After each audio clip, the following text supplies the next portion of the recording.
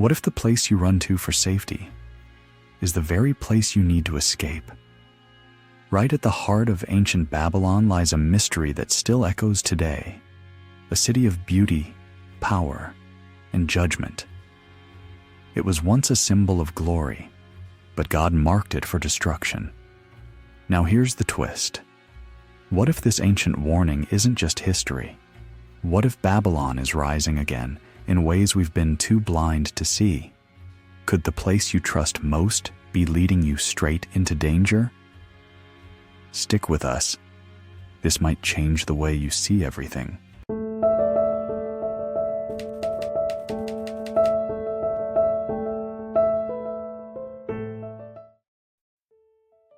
Let's rewind the story, not just in time, but into prophecy.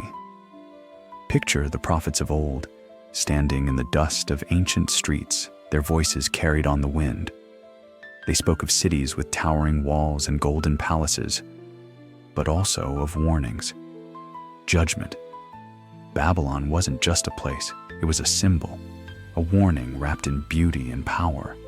And it wasn't alone. Jerusalem, the city of peace, was also marked for something greater. 2 cities, 2 destinies, and a deep mystery between them. Jesus himself spoke clearly. In the days of tribulation, the places you think are safe might not be. Security won't come from walls or wealth. It'll come from spiritual readiness, from knowing where God is moving and where he's asking you to go. So what if these ancient words are more than history? What if they're speaking directly to us right now? Let's step into the tension, into the mystery, because understanding these messages could change how you face everything that's coming. Imagine standing on the hills just outside Jerusalem, the city that has pulsed at the center of prophecy for thousands of years. It's there that Jesus gave a warning, not just for that time, but for something bigger. He said, "Let those in Judea flee to the mountains." A simple command, but one loaded with urgency and hidden meaning. This wasn't just about escaping danger. It was a spiritual wake-up call, a divine strategy that flips human logic on its head. The safest place? Not the city, not the temple, but the wild, rugged mountains. Why? Because in Scripture, mountains have always been sacred. They're where people met God, where Moses received the law, where Elijah heard God's whisper. Jesus was calling his followers to go higher, not just physically, but spiritually, to leave the noise of the world behind and tune into the quiet clarity of God's voice. Jerusalem wasn't just a city, it was the symbol of God's covenant. But the prophecy warned it would be surrounded by chaos. The temple would fall, and those who were too tied to the familiar might miss the moment to move. This wasn't just for the first century. It's for us too. Are we holding on to things we're supposed to leave behind? Are we clinging to comfort when God's calling us to climb? The call to flee is really a call to trust, a call to live ready, to walk by faith, and to stay in step with the Spirit. And yet, this is only the beginning, because there's a deeper layer to this mystery still waiting to be revealed. Now let's shift our gaze from Jerusalem to something even more mysterious, Babylon the Great. This isn't just about an ancient city lost in the pages of history.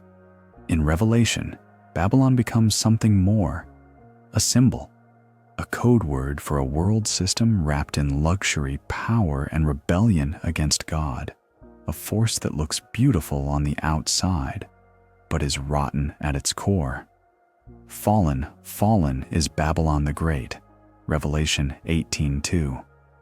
That cry isn't just about buildings collapsing, it's about a full-scale spiritual reckoning. God is not judging brick and mortar. He's judging a mindset, a culture, a way of life that tries to thrive without him. Think about it. Babylon is described as a seductive woman dressed in purple and scarlet, dripping in gold and jewels. That image isn't random. It's a warning. It's the shiny trap of a worldly success and comfort, the kind that lures us in, promising fulfillment, but secretly pulls us away from truth. Today's Babylon doesn't need to look ancient. It's alive in modern cities, in corporate towers, in the endless chase for status and security. It's in the constant scroll, the constant noise, the idea that we can build heaven on earth if we just have enough. But God says something radical. Come out of her, my people. Revelation 18:4. It's a wake-up call, a call to detach, to stop blending in and start living with kingdom clarity. Not out of fear, but out of faith. Because Babylon may look strong, but it's already falling. And when it does, only what's rooted in God will stand. So here's the question. Are we living like residents of Babylon or citizens of heaven? Because what comes next will change everything. Now picture this. Miles beneath the surface, behind layers of reinforced steel and biometric locks, lie the bunkers of the elite. Shelters built to survive anything. Wars, pandemics, even the apocalypse itself. But here's the haunting truth. No bunker can protect you from the judgment of God. Isaiah 2:19 pierces through the illusion. People will flee to caves in the rocks and to holes in the ground from the terror of the Lord when he rises to shake the earth. What a sobering image. This isn't just about survival gear and emergency rations. It's about a mindset, a belief that human innovation can escape divine justice, that we can hide from God if we just dig deep enough. But the deeper we go, the more we lose. We lose connection. We lose light. We lose peace. Because underground, the silence is loud. The walls are thick, but they can't hold back fear. And isolation becomes its own kind of prison. You see, the real fortress, the only one that stands when the earth trembles, isn't made of concrete or steel. It's spiritual. It's written in Proverbs 18:10. The name of the Lord is a strong tower. The righteous run into it and are safe. We were never meant to hide from judgment. We were meant to rise in faith. This final warning in the trilogy of safe places, Jerusalem, Babylon, and now the depths of the earth, leads us to the same question. Where is your refuge? In man's hands or in God's heart? Because what comes next isn't just a climax. It's a revelation that shakes everything. Take a moment, breathe deeply. Let yourself actually be here, present, quiet, open. Now think back to the storms that brushed up against your life, the moments when the noise of the world felt overwhelming, when fear knocked, and all you wanted was somewhere safe to hide. What did you reach for, and did it hold? It's natural to cling to the visible. The plans we make, the walls we build, the backup plans and the what-ifs. But somewhere beneath all that, there's a quieter pull, a whisper. Have you felt it?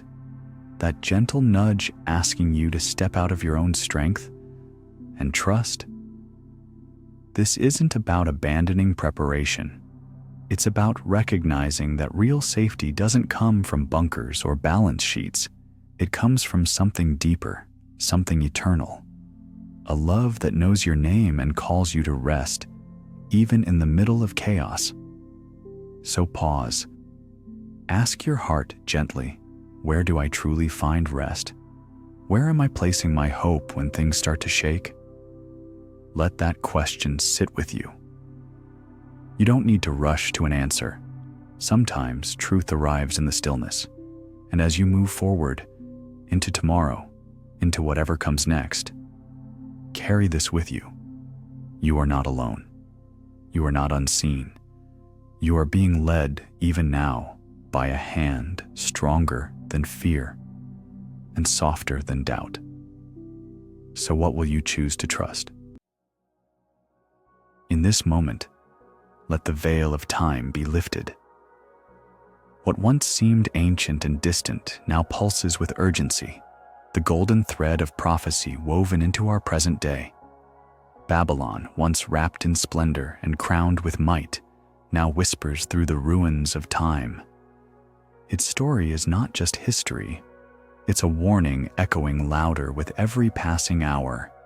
Not just a fallen city, but a mirror, a signpost, and if we're listening, a call to awaken. The warnings of Scripture are not thunder meant to terrify. They're a whisper, soft but relentless, a voice that says, "Come out, come closer, come home." This is not about fear.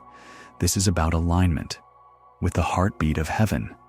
Right now, we are being invited into something sacred, not to hide in fear, but to rise in clarity, not to run from the world, but to anchor ourselves in something unshakable, because the stakes are eternal, and the time is now. So let your faith be your compass, let His love be your shield, and choose to dwell not in the illusion of safety, but in the shelter of the Almighty. This, right here, is your moment. The moment to realign, to step fully into the light of what God is doing, even now. As we bring this sacred moment to a close, I invite you to pause, truly pause, and listen to the whispers still stirring in your heart. What resonated with you today? What questions remain? Share them in the comments below. This isn't just a channel, it's a gathering of seekers, a spiritual community woven together by faith, wonder, and truth. Your voice matters.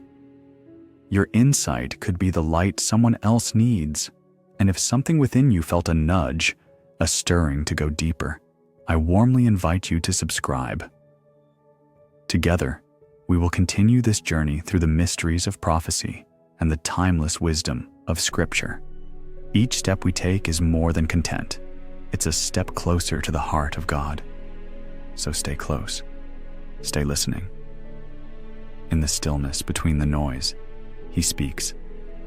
And in that sacred quiet, we walk together